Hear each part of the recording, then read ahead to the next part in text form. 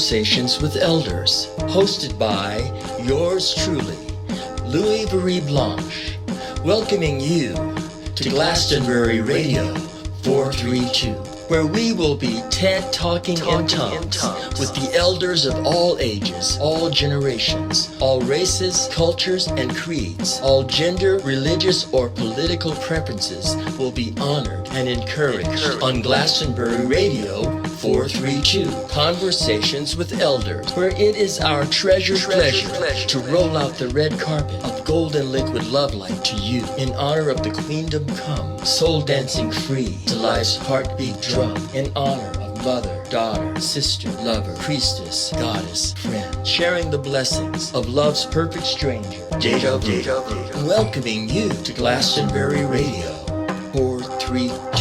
It's too cosmic, much too cosmic for me. Much too cosmic. Aloha, hola, aho, hello. I am Louis Marie Blanche, and this is Conversations with Elders. And we are again pleased to have my beloved Deborah Kelly here with us today, continuing the journey of the heart through the Garden of a Desert Rose. Today we are on chapter 19, which is entitled A Closed Door. And I will now read to you the quotation that takes us into chapter 19. Let the little children come to me, and do not hinder them, for the kingdom of God belongs to such as these. I tell you the truth. Anyone who will not receive the kingdom of God like a little child will never enter it. Mark 10, 14 through 15. Finding herself on the couch at 5 o'clock in the morning surprised Lenny, but more surprising was her total recall of her dream. She got up from the couch and walked into her bedroom to retrieve her orange notebook. Then she took down shorthand notes of everything she could remember about her dreamtime encounters with a beautiful black pony named Fear and a magical white unicorn named Color. By the time she was done, Lenny felt wide awake, but it was too early to get up. She pulled back the covers on her bed and lay her head down on the freshly washed sheets. As she thought about how wonderful they smelled, she was soon fast asleep once more. Again, Lenny was surrounded by the color brown, but this brown felt alive and even lush, and she seemed to be deep in the belly of some sort of wooden structure. She stretched out her hands to discover the space that surrounded her was relatively small. It almost felt like the interior of a coffin. A rush of panic shot through her, but her fear gave way to a feeling of surprise as she realized she could make out certain forms and shapes outside the wooden structure she occupied, including branches. And when she looked up, the cracked foot of her white angel tree topper was seen. It dawned on her she was somehow inside the trunk of her Christmas tree. "Can you hear me?" she called up to the angel. A strong remembrance of speaking to two horses was still on her mind, and she couldn't help wondering if dolls or toys became real in ethereal planes of existence. How did I shrink? And however did I get inside my Christmas tree? She questioned. She waited, but the angel did not respond. Apparently, toys and dolls become real only in storybooks. "Please," she pleaded with the silent angel, as if she were Lenny's only hope. Send down a popcorn strand so I can climb out of here, but no more snakes." Both in dream and waking life, Lenny often felt the need to be rescued by a prince, a rope, or even just a helping hand. This was not good. she sensed. She wanted to be able to rescue herself. But as far as she had gone, it had not been successful. The two men whom she had married were both controlling and enjoyed her need to be loved. But soon after each marriage, Lenny realized that what they offered her was not the love she craved. They seemed to be something There seemed to be something lonely in her nature that craved companionship, but at the same time needed to feel independent and free. Neither of her husbands were big on giving her freedom, at least not Lenny's idea of freedom. The love they offered Lenny felt possessive, more about what they wanted or needed, less about giving her their truth. As Lenny sat thinking about her inner conflicts with men, a beautiful door appeared. It looked medieval or Spanish in design, with ornate carvings cut deep into thick burgundy wood. She reached out to grab a knob in the center of the door, but it wouldn't turn. So she kicked it. Nothing happened. She knocked several more times, but still nothing happened. I said kicked when I should have said knocked. I'm going back to my childhood when I was mad at my grandma. A thought crossed her mind. Maybe she needed permission from the other side before it would open. If so, whom, she wondered, should she ask? As a wave of frustration hit her, she had an impulse to kick the door like a spoiled child. Here we go. I was ahead of myself. But the idea seemed a bit rash. Once, years ago, when she was in her teens, she kicked a door when she was mad at her granny. She was being scolded for breaking a forbidden household rule. She'd really wanted to cuss, but she knew better. Instead, she kicked at her closed bedroom door and had ended up breaking her toe. Sometimes, she thought as she pondered the mysterious door, it might be better to just leave closed doors alone. After all, did she really need to see what was behind this one? Most definitely. She heard she heard herself thinking almost before she was finished, asking herself the question. Lenny remembered having dreams of walking through doors before. According to her dream dictionary, doors were a symbol of transition from one realm to a new realm, from the uninitiated to the holy. Clearly, then, this closed door had secrets Lenny was not yet ready to receive or was simply not prepared to accept. Perhaps her inner Nancy Drew was too tired to look for clues. Deflated, she sat for what seemed like a long time, and her frustration eventually gave way to a quiet acceptance. And as it did, Lenny felt a certain inner tightness began to loosen. She had barely recognized this sensation when her surroundings began to expand and grow outward, forming a large circle. She was now in the center of a large stadium. I'm in a Spanish bullfighting arena, she exclaimed. How did I get here? She recognized her new surroundings from travel brochures she'd seen of Spain. As the arena's tall walls rose up around her, she felt prepared to handle whatever bulls lurking behind them, as well as whatever might be lurking behind that stubborn wooden door she'd not been able to open. She saw it in the distance, but it was still closed. Then she remembered Color's words about her inner child. She was the one who would show Lenny how she had lost her center.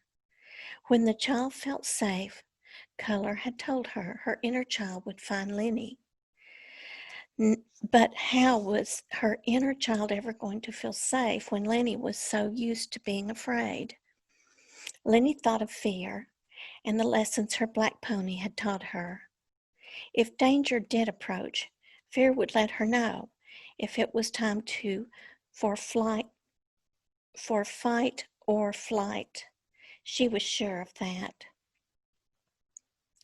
With fear's lesson still fresh in her mind, Lenny realized she'd never felt as safe as she did at that very moment. And then she thought about color and what the beautiful white unicorn had taught her about the power of desire. A childlike longing bubbled up in Lenny's heart. And she remembered how wonderful it felt to be full of joyful anticipation and belief in impossible dreams. Lenny closed her eyes and drifted back in time. She imagined herself the child she was before too many broken dreams and wishes took her away from her belief that even the most seemingly impossible dream could come true. As she pictured herself as a child, her body became lighter. She felt like a leaf detached from its tree branch and ready to fall to the ground. With great strength of will, Lenny just let go. She was no longer afraid to drop into the unknown, hanging in uncertainty for as long as she needed. Almost at the point of her surrender, she was drifting, content to feel powerless. And as she concentrated on her newfound willingness, a loud screech filled the air. Lenny opened her eyes with a start. Her mysterious door was now wide open. Aho. That was chapter 19, The Closed Door. And again, you're sharing with us the process of your muse in that this is the dream you had? Honey, yes. I keep telling you, this whole book was written from my dream books. I usually have lots of little drawings of my dreams to help me understand them because my spiritual gift, even as a little girl, I call it receiving postcards from heaven. But my angels and guides know that one of my inner archetypes, which is really big, she's really powerful, is what I call my Nancy Drew. And it's just always been my nature to love mysteries. You know, we watch a lot of mysteries. That's no coincidence. And but recently, yes, they're. But of course, to wrap it into a readable story, I wrapped a decade of visions and dreams in my third decade of life. I'm now entering my seventh. Had I not had a dream journey or dream journals and writings of all that inspired me during that era, there's no way I could have written this, my myth. And it's what I hope I inspire others to do. We're all cut of different material on a soul level. We have a soul print, just like a thumbprint, in my opinion. I've seen those who have crossed over and they don't look the same, but I know who they are instantly because of their soul print. Now, I haven't read this, but this is how I see it. And dreams too come true because I've dreamed of you almost all my life. And so here you sit, but I didn't know you were real. So yes, I've lived long enough to see many of my visions and prophecies come true. And I just had a prophecy last week, which I was painting as an oil painting. It doesn't look a thing like my original postcard from heaven, or I like to say postcard from Cosmic Mother, because it felt so divinely embracing and full of unconditional love when I've traveled in those realms, those highest realms. But this master teacher, whom I was told was Paul the Venetian, came to me, and I was arguing with him, and I was saying, uh, I, I, I I know you accomplished such great masterpieces while you were in on earth, but look at all my failures. Look at all the things, all my bumps in the road, or taking the wrong turn, or just not paying attention to my inner guidance, which is usually always right in here. Gut wisdom, that's what I call it. And he showed me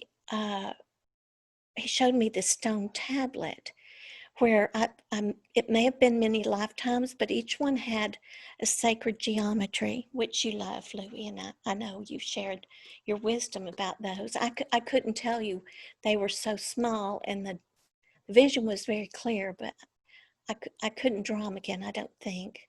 I would have to really meditate and pray about it. But there was very neutral stone, very gray, all these rectangles on this stone tablet were not lit up, but there was one at the very left corner lit up and golden. And in other words, he was saying, meditate on this success and this victory and this power, your soul power. Meditate and think of this. Why are you going back into the mental prison of failures and past? You're not your story, remember? And so I'm still being taught by my guides. And I know I'm going to sound even crazier, but my little fairies wanted in on this. Wanted in on this interview. So I lit my fairy candle today, if anyone can see. And I brought out, I don't think you can see those, but I brought out my desert rose, desert stones, the gypsum rosettes. And these were given to me by several people when I published my book, and it was so sweet of them. Thank you. So have I explained that chapter or your question? I'm sorry, honey. I think so. So yes, your method of inspiration entails a combination of things that you truly experienced in your waking state, but yet, as we established earlier, since you've been gifted with the ability to be awake while dreaming, you are combining your nocturnal vision, so to speak, your nocturnal journeys, which are through dream realms, and you're combining those in a very, I think, divine way with your everyday reality. Well, we in 2016, you and I, as I think I said earlier, took a King Solomon Mystery School course to empower thyself or know thyself. I don't remember the exact name of it, but again, I was made aware that actually it's the fifth dimension of consciousness, and these words are words, but I'm walking them, so it's hard to pull a word out to define where you're at or what you're seeing. But this was my spiritual gift. This is my spiritual gift to this day, to be the Nancy Drew and understand what in the world am I seeing, or that's the fun of my life.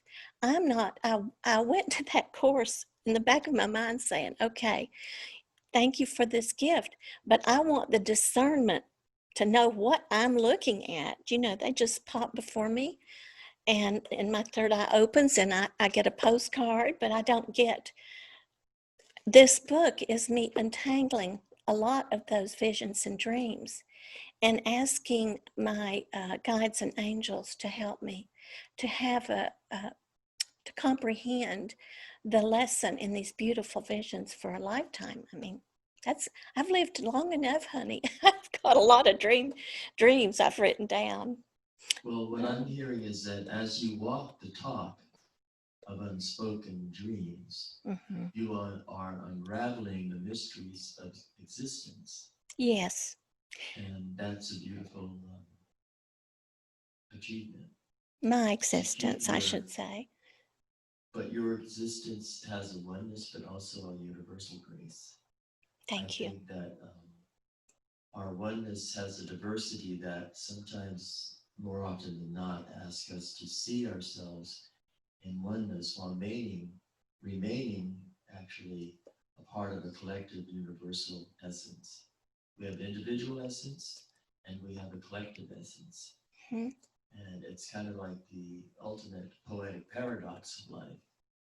It's how can you be in more than one realm of existence at once? So quintessentially quantum, you might say. But shall we move on Yes, to sweetheart. chapter 20, entitled Two Chairs? And the quotation that leads us into this chapter states, "Life without rebellion is like seasons without spring, and rebellion without light is like spring in an arid desert. Life, rebellion, and right are three in one who cannot be changed or separated." Khalil Gibran.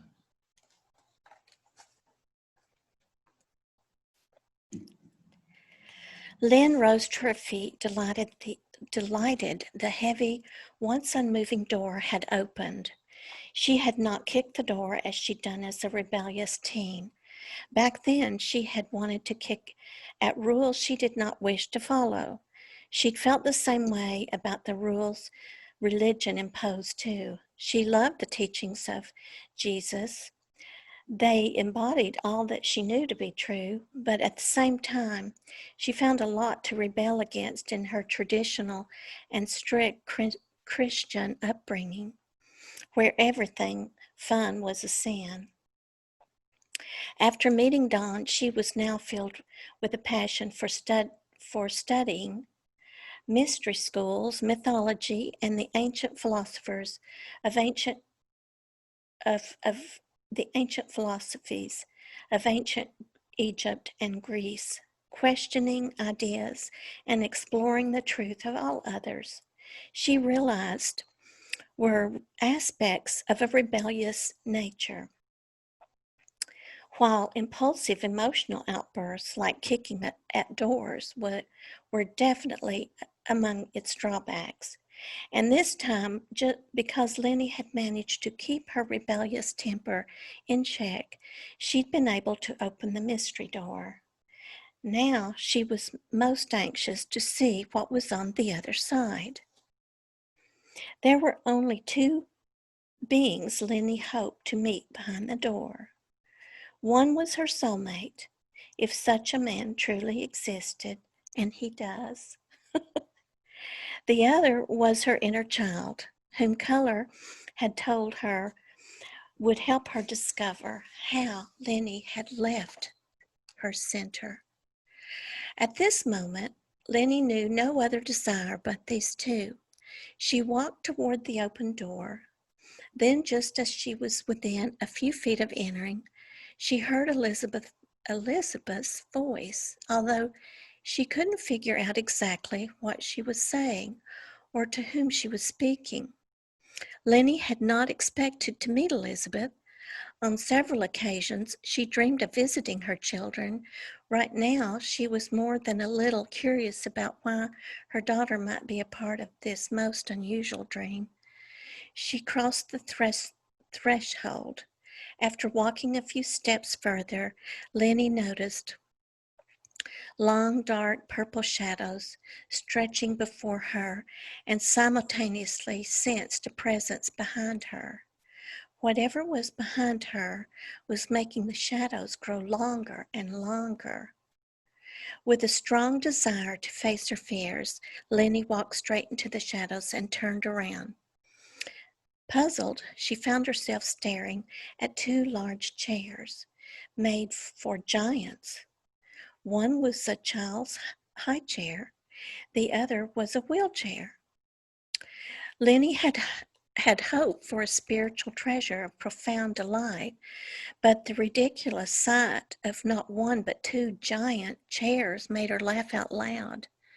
Like Alice in Wonderland, she had somehow shrunk, first to land inside her Christmas tree, and now to enter the domain of an unseen giant. That did seem like a step forward, finding her center. Both chairs disturbed Lenny, like the mystery door she just walked through. They were ornately carved, like something belonging in a Spanish cathedral.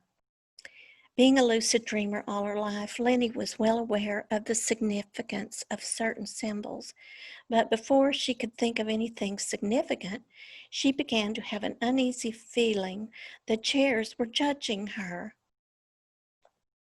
They did not look at her with simple childlike eyes, or perhaps this wasn't true. Perhaps the high chair represented nothing more than her need for nourishment of a spiritual nature. She could deal with that, but the wheelchair, this she flat out disliked. Perhaps its presence indicated that whatever was crippling her was still tied around her legs, hindering her walk through life.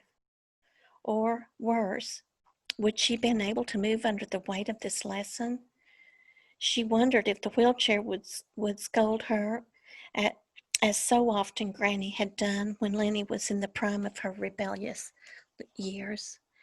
Then the idea of mind pictures came to her. She played this game as a child and later learned it was a great way to meditate. One meditation she experimented with was picturing a stage with a black curtain. On this curtain, she tried to visualize golden letters, which would eventually spell out words or phrases, messages from her spirit guides, or, at the very least, her unconscious mind. The goal was to make what you were imagining so real you clearly saw the curtain and the letters. Lenny tried this now, although she could only get the letter L to appear. Nothing more would come, and she got so frustrated she had to stop. She glanced from one chair to the other, hoping they would somehow reveal their story to her. But after several minutes, nothing happened. Lenny wondered if perhaps the oversized chairs were nothing more than reminders to enjoy simple pleasures like taking walks and giving thanks for daily nourishment.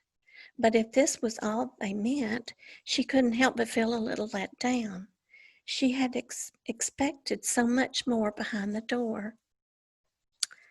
Feeling mentally scattered, she decided to focus first on the chair she liked the least. She stared intensely at the wheelchair, but still nothing happened. And just as she was about to switch her attention to the high chair, Lenny noticed a large man appeared to be sitting in the wheelchair. She looked into his eyes. He looked much like the handsome man at a Paris cafe she'd seen in an earlier dream. This same man was back, testing her, she decided. She did not look away, nor did he. They stared into each other's eyes for what seemed like a long time. Lenny didn't move a muscle, but then without warning, as quickly as he appeared, the man vanished, leaving the wheelchair empty once more. The man of her dreams was never the man she thought he was, Lenny thought. I'm having the same problem, honey.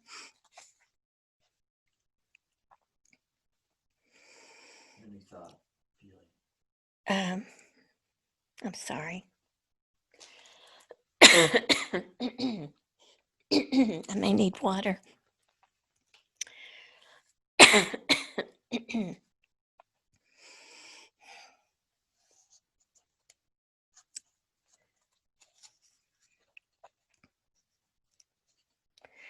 The man of her dreams was never the man she thought he was, Lenny thought, feeling a pain in the pit of her stomach. In fact, was she even the person she thought herself to be?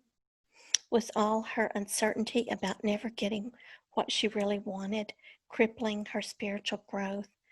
With humility, Lenny bowed her head and relived in her mind's eye many failures and broken dreams of the past. Her hope, deferred, had truly made her heart sick,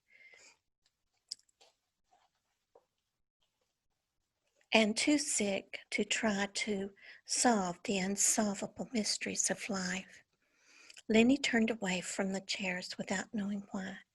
As she pivoted, she was surprised to find she was looking straight into the face of the child she had been at age 5.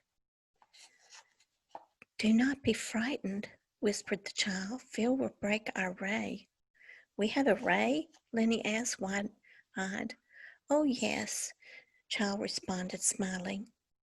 "In your understanding, that means if you get frightened, you won't be able to see me anymore." Lenny nodded. She understood, remembering what Color had told her. "You are right to warn me about being afraid, because I have been afraid to beckon you," she said.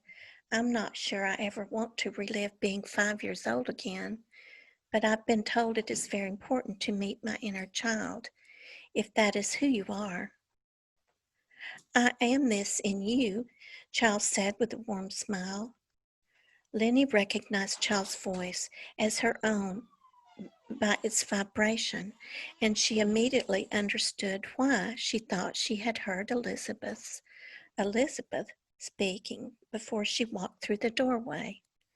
Elizabeth at 7 sounded much the same as Lenny did at age 5. "Have you come to show me how to stay put and how to find center?" Lenny asked hopefully. "All you need to do to find center is to find joy in just being and doing," Child explained. "When you learn to vibrate with joy, you will find vibration alignment with all." Joy is a magnetic power that reaches out into the universe, attracting everything like itself. Find joy, Lenny. Then you will be like an arrow moving toward a target. I cannot say more than this. This is all I know." She looked up at Lenny and then lowered her head as if suddenly sad. Then she looked up and smiled. Lenny suddenly noticed they were wearing identical blue cotton nightgowns. As if reading her mind, Child picked up the edges of her nightgown hem and began rocking back and forth as she stared at Lenny. Lenny touched her abdomen with her hands and looked into Child's eyes. She felt a strong connection to Child, as if they were attached by an invisible umbilical cord. The longer Child rocked, the more attached Lenny felt to her. Then suddenly Child walked over and took Lenny's hand before leading her to stand in front of the oversized wheelchair. "Granny sat in a wheelchair in the hospital," said Child. "I know," whispered Lenny. "It hurt me to see her too weak to walk." "It hurts Creator and our angels when you cannot walk," Child whispered shyly, as if she were disclosing a secret. "But I can walk," Lenny said, squatting down until she was eye level with Child. As you see, I do not see," said Child. "Inner kingdoms are full of bridges, and these are connected to both your heart and your voice. You must be centered and balanced to cross inner bridges. You have many thoughts and say many things to yourself in your head that make you stumble and fall. But with my simple eyes, you can witness where both the good and the bad seeds you've scattered have fallen. Your voice is a bridge for angels and animals on the other side to walk across. As you expand your inner space with less noise and mental chatter, we can walk over these bridges. But we do not come uninvited, nor can you enter our realms without passing each challenge set before you. So I passed a challenge, and that is why the door opened. Is this correct? Lenny asked, feeling proud, but at the same time a little confused. Child nodded, smiling. I walked to you on the bridge of your voice, she answered. What word did I say you walked on? Lenny asked, still puzzled. I walk on all your words, but mainly the words with the strongest emotions. I wrote these words on the walls of your deep void. This is a place inside you where you first began to feel alone. Are you talking about the words determination, will, and power? Lenny asked, remembering the 3 words she had written on the walls of a well. I remember these words very well, child.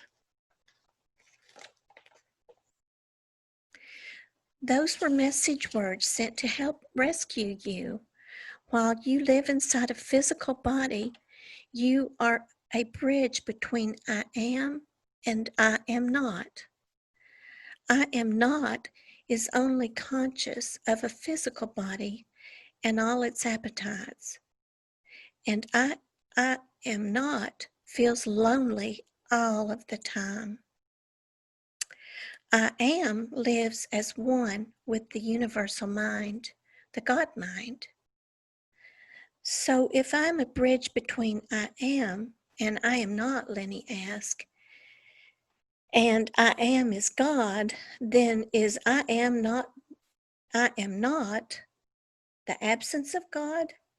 Is that why it lives in a deep void? No, said Child patiently. Like the rhymes say, there is no spot where God is not. There can never be an absence of God, who exists in everything, in everyone, all the time.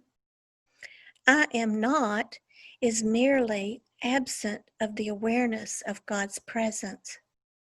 That's why it occupies a deep void. Lenny nodded. What Child had been saying felt true to her heart, although confusing to her intellect. This place of love where I am dwells is a place I wish to go. This sounds like my true center. Can you take me there, child? Lenny asked. Your heart will take you there when it is no longer crippled with self-criticism, judgment, guilt, regret, fear, and pain, Child explained. I suppose then, said Lenny, the wheelchair is my symbol of all that you just said, and maybe the high chair represents how I have not nourished myself with acceptance and love. Chairs are typically considered a symbol of our attitudes, the places where we choose to sit. Both of these chairs speak loudly to me now. However, it does not feel pleasant to see them. I wish they'd disappear. But that is only one way to see them, Child responded. Remember, I am is in everything and everyone. My voice cries to you to be angry no more. Be happy instead, Lenny. I'm a part of you. I'm your innocence, and I connect you to your childhood. You cannot uncreate me, Lenny, but you can hide me. Lenny watched as Child continued to rock back and forth, holding up the ends of her blue gown. The more she rocked, the more her mind began to get clearer and clearer. It matters nothing to me what others are choosing or not choosing. I'm always pleased with myself. I certainly am, but you worry these chairs are judging you, tearing down your ego structure.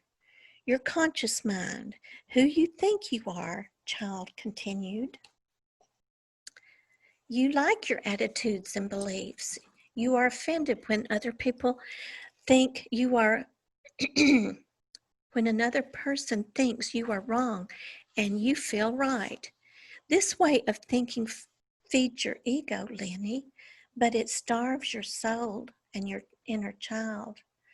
I am wishes that all his children walk in soul power. Those who always see the best in everyone always first see the best in themselves. I believe you, Charles said. Many saints and sages have written similar advice. I see why Jesus said one must become as a child to enter the kingdom of heaven. The bridge to heaven must only be walked with a loving and trusting heart, the heart of a child. Even though my rational mind does not yet understand all this, something deep inside me does understand, because what you say fills me with great peace. Child stopped rocking and looked up at Lenny with knowing eyes. Lenny took a deep breath and then she added, Child, I have spent days longing to know the true significance of my granny's message. Do you know fully why she called me a desert rose? Yes, but first I wish to show you something, Child said, taking Lenny's hand. You will like this lesson, Lenny. Do not be afraid or your fear will break our ray. I can't imagine being afraid of you. You are so loving, Lenny said, looking down at herself as a child. As they walked, Lenny noticed the ground was strewn with beautiful grains of soft and glistening sand. You know, she whispered down to Child, I have lived in fear a long time. My black pony helped me realize this about myself. It wasn't really all that hard to admit. I was simply shocked to see it, and seeing it so clearly through fear's eyes has changed me, Child. I am not the person I used to be. I know, Child said, smiling up at Lenny. They drew close to the high chair. Child climbed up on the bottom rung, and Lenny sat down beside her. Where do you get your nourishment? Child asked. You mean my spiritual food? Lenny asked. Child nodded. Well, I love my Bible, but I don't always feel fed at church. I'm not Granny, Lenny answered. I don't read my Bible and memorize verses anymore, but the words still live in me and have much meaning. I follow my heart and constantly strive to explore whatever new ideas and philosophies come to me, seeking truth wherever it can be found. I enjoy studying different faiths, and I respect all their ways. But I also know I must choose my own path because I believe no two souls are alike. It would be foolish for me to think what feeds my soul would feed another's soul. Yes, Child said, this is true. Remember, what goes into your mind, wanted or unwanted, invites an experience. Too much study of fear-laced reading grows unwanted fears. Yes, very wise words, Child. As I nourish myself with what resonates in my inner being, I hope to reach a level of understanding that will make me more loving and more tolerant with everyone else in my life. Jesus taught this when he said to love others as you love yourself. But since I obviously have not been able to truly love myself for a long time, I have indeed loved others as myself, which is to say, very little indeed. Joy is the nourishment your heart needs, Child said in a comforting voice. The well in which you fell into also provides nourishment. Much nourishment takes place when your physical body sleeps and your dream body walks. Remember your snake left you with an image of an open mouth, Lenny? You must pay attention to what words you fill your own mouth with. Someday I see your heart will bud in self-love. And as this bud unfolds, it will naturally blossom into loving others because for once you will truly love yourself. As in nature, love's petals are delicate and nothing can force them to open. My heart shall always treasure these words, child, Lenny said with a faraway look in her eyes. Currently, I have an enemy neighbor I'm trying to love, but I guess I need to first love myself. Then loving her will be a piece of cake. You cannot love something you do not understand, Charles said. To understand all is to forgive all. But to forgive anyone else, you first must forgive yourself. Loving others comes after this, but never before. Then take me into forgiveness, Lenny said impatiently. I want to go where love is not, in order to put love where love belongs. Child jumped off her perch, and Lenny followed. She scooted sand back and forth with her toes, looking down intently, as if she was listening to a voice that Lenny couldn't hear. Okay, I will do this, Lenny whispered, although Lenny had no idea to whom Child was speaking. Forgiveness is fun to unravel, giggled Child. Now I wish to show you our tapestry. It is our next lesson.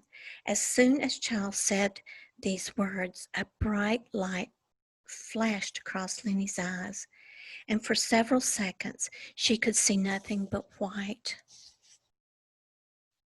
Oh, chapter 21. The that tapestry. was chapter Oh, 20. I'm sorry, sweetheart. I'm ahead of myself. Chairs. And I must apologize. I went off to get you some water and tea. And I feel like from what I did experience at this chapter that it is a very potent chapter with a lot to offer. And I see what you said. I want to go where love is not in order to put love where it longs to be. But the essence of the message for you of this chapter, you have the chair, one chair being a wheelchair and another chair being a high chair. And the wheelchair brought up what for you or your character in this moment? Well, these are my visions and dreams. And we walk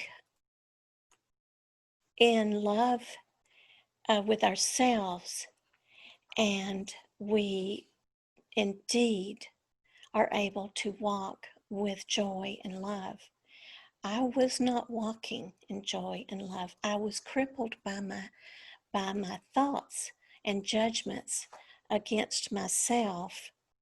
And that should be looked at metaphorically, really. And thinking I need something, a key outside myself to feel whole and centered is all of that's wrapped up in the two chairs. And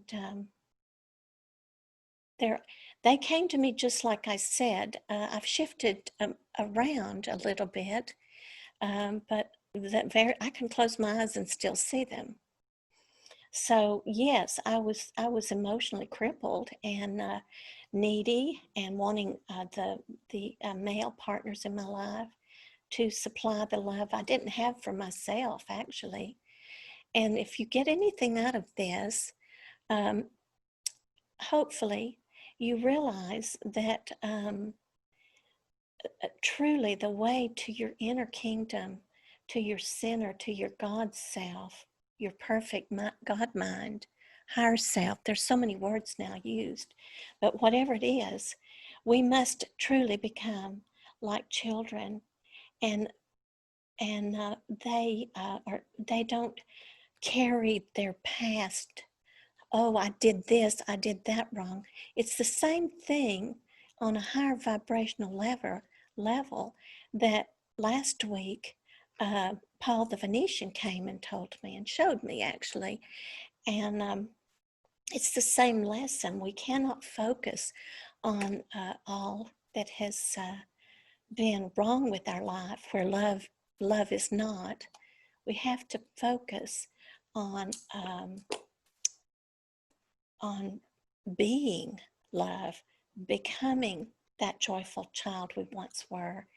And I know not every person has had a joyful childhood, but there is God within that child that they can nurture and grow themselves. And I want to say this, I have to share this with you because you heard this yourself. I was visiting, FaceTiming with my 3-year-old granddaughter, and I was saying, good night. She just turned 3, and I was saying, good night, my 3-year-old angel bunny, and all the sweet things I love to call her. And she looked into the camera or her dad's phone and said, I'm 5, I'm not 3. He said, no, you are 3. She said, no, I'm 5. And then shortly after she pushed the button to say goodnight, blew me kisses. And I just, it fed my soul, confused my son. But there's a 5-year-old in every single one of us, even those we have labeled only an enemy. And have I answered you, or you want more questions on that chapter? I would like to read some of the parts that I find strikingly Okay. beautiful. But it says here, the longer child rocked, the more attached Lenny felt to her. Then suddenly child walked over and took Lenny's hand before leading her to stand in front of her oversized wheelchair. Granny sat in a wheelchair in the hospital, child said. I know, whispered Lenny. It hurt me to see her too weak to walk. It hurts Creator and our angels when you cannot walk, child whispered slyly, as if she were disclosing a secret. But I can walk, Lenny said, squatting down until she was on eye level with the child. As you see, I do not see, said child. Inner kingdoms are full of bridges, and these are connected to both your heart and your voice. You must be centered and balanced to cross inner bridges. You have many thoughts and say many things to yourself in your head that make you stumble and fall. But with my simple eyes, you can witness where both the good and the bad seeds you've scattered have fallen. Your voice is a bridge for angels and animals on the other side to walk across. As you expand your inner space with less noise and mental chatter, we can walk over those bridges. But we do not come uninvited. Now can you enter our realm without passing each challenge set before you? So I passed a challenge, and that is why the door opened. Is this correct? Lenny asked, feeling proud but at the same time confused. Child nodded, smiling. I walked to you on the bridge of your voice, she answered. What word did I say you walked on? Lenny asked, still puzzled. I walk on all of your words, but mainly the words with the strongest emotion. I wrote these words on the walls of your deep void. This is a place inside you where you first began to feel alone. Are you talking about determination, will, and power, Lenny asked, remembering the 3 words she saw written on the walls of a well? I remember these words very well, child.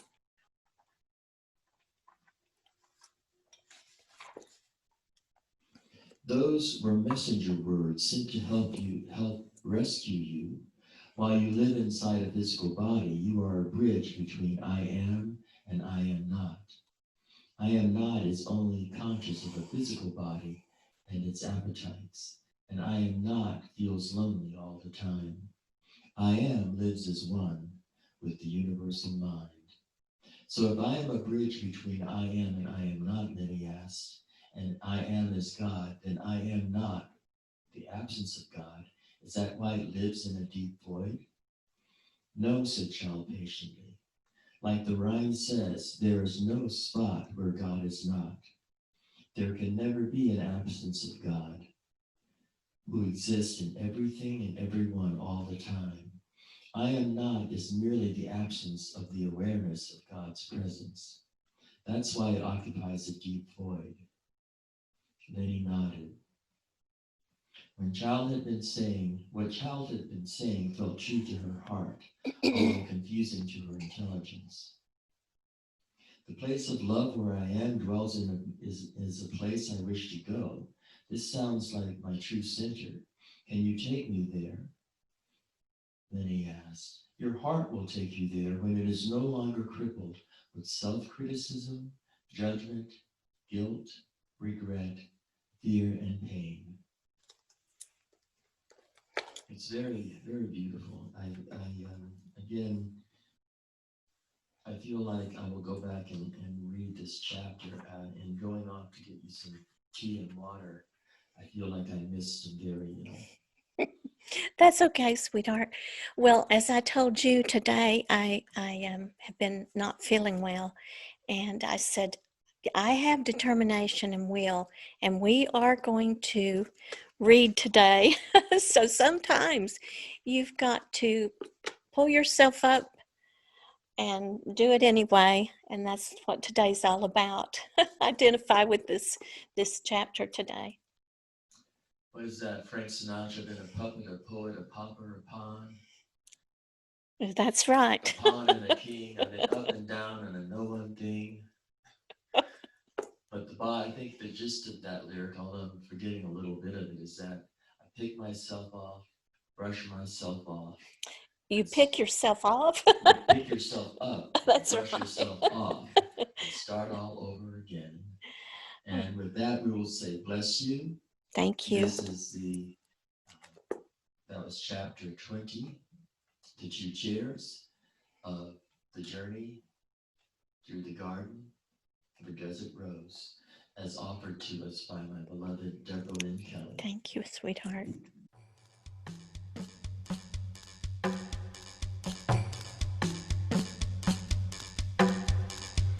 Well, that's it for here and now. But until we meet again, this has been Louis Marie Blanche thanking you for listening to Conversations with Elders on Glastonbury Radio 432. Bless you. Quantum physics and the kitchen sink, the energy that follows the thoughts you think. Quantum physics and the cosmic sea, laws of nature too heavy for me. It's too cosmic, much too cosmic for me. Much too cosmic, much too cosmic.